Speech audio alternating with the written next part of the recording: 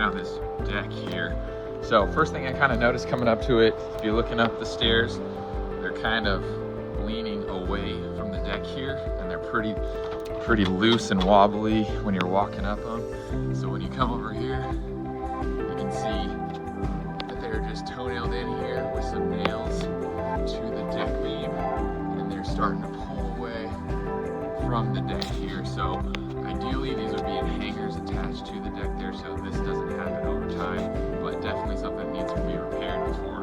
a potential injury just from these stairs falling over from someone going